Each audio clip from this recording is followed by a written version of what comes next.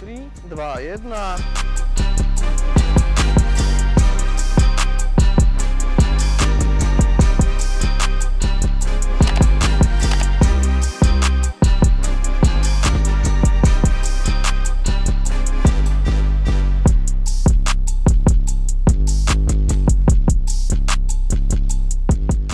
Sekúnd máme, ešte si počkaj do tých 4 minút. Chalani, a máme fakt na to 4 minúty, tak nemusíš hneď. V prvom rade rozvíjame silu, nerozvíjame vytrvalosť, hej? To je vedľajší parameter, ktorý sa uplatňuje popri tom. Go!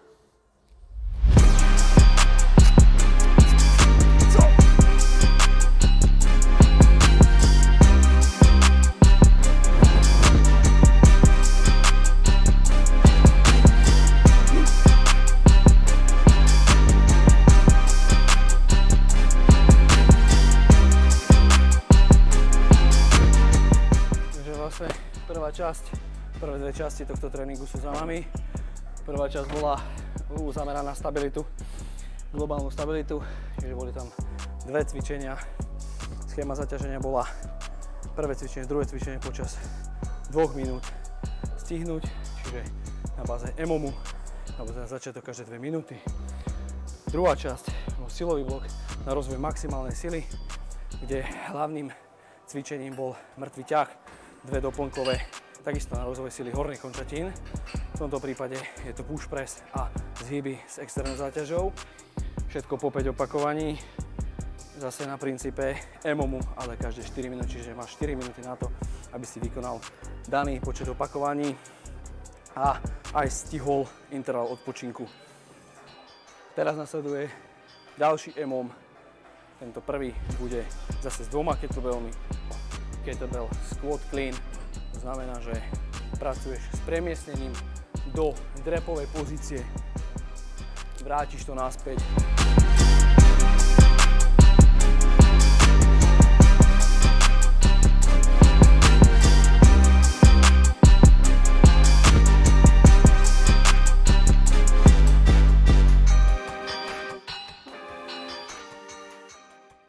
Výborne, máme ďalší set za sebou, alebo teda nejaký blok, ktorého hlavným záberom bol takisto silového charakteru. Tentokrát sa jednalo o vytrvalosť sile, ale s trošku s vyšším odporom, čiže tam už sa jedná o trošku, aby som povedal, absolútnu silu. Vykonať vlastne daný počet opakovaní čo najkvalitnejšie a prekonať daný odpor, s ktorým pracujeme. 2 24 na squat clean je celkom záhul, tým, že štartuješ vlastne každých necelých 30 sekúnd, 7 kôl po sebe, je dosť intenzívne, by som povedal. Dobre, ideme na ďalší blok. Tentokrát pôjde o jedno cvičenie, jedno opakovanie na každú končatinu. Ide o unilaterálne cvičenie, globálna stabilizácia a sila. Ide o cvičenie Turkish get up, alebo teda turecký vstyk s kettlebellom. Ja toto cvičenie považujem za nejakú takú celkovú ľudskú silu a základ nejakého pohybového budžetu, alebo teda pohybovo-silového budžetu, ktorým by mal disponovať každý, možno športovec, alebo teda rekreačný športovec. Ideme na to.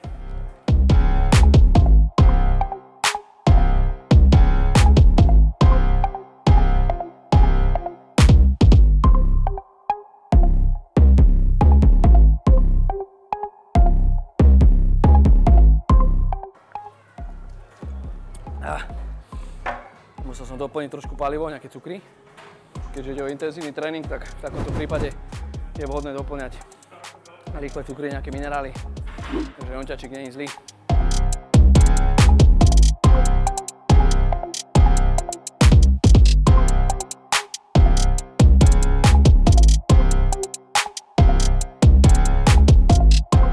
OK, máme za sebou 5 kolečiek, teda polovicu, ešte pracujeme ďalej.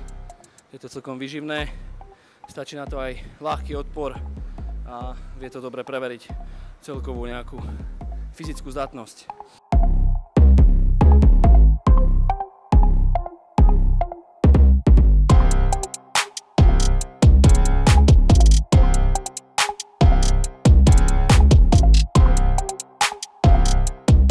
Výborne, máme za sebou 10-minútový EMOM, čiže dá sa povedať, že súvislú prácu s kettlebellom.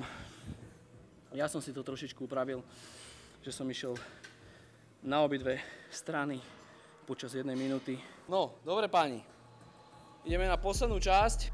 Ideme bicepsový zdvih v 3 sériách s 90-sekundovým intervalom odpočinku, kde cieľom bude v každej sérii vykonať čo najviac opakovaní. OK, také ťažšie jednoručky, ja si vezmem 20-ky, chalani tiež asi predpokladám.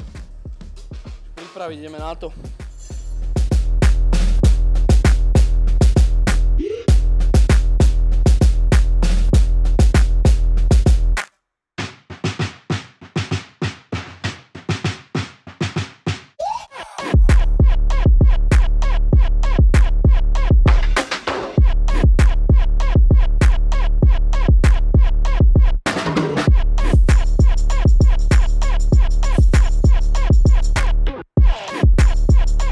Máme koniec tréningu. Tento tréning bol inšpirovaný jedným z top slovenských trénerov, je to Dominik Opiak, týmto ťa zdravím a ďakujem ti za inšpiráciu a motiváciu, takisto ako aj ty, aj ostatní tréneri a ja sa vzdelávame a inšpirujeme od iných trénerov svetových kvalít a všetky nápady, ktoré sú, tak neskôr pretavujeme do nejakého praktického využitia. Toto zaťaženie, alebo respektíve schéma zaťaženia bola upravená mnou, kde som využil z dlhodobého hľadiska, z dlhodobej periodizácie zaťaženie na princípe 5x5 v 2 týždňoch, v ďalších 2 týždňoch je to 5x3 opakovania a v ďalších 2 týždňoch je to 5x1 opakovanie a samozrejme, jak ubúdajú opakovania, tak sa zvyšuje odpor na činke, kde sa dostávame k jednorazovému maximu. Čiže tento program slúži na rozvoj maximálnej sily a rozvoj teda absolútnej sily a vytrvalostnej silovej kvality. Verím, že som vás týmto tréningom inšpiroval a motivoval, že budete makať aj vy.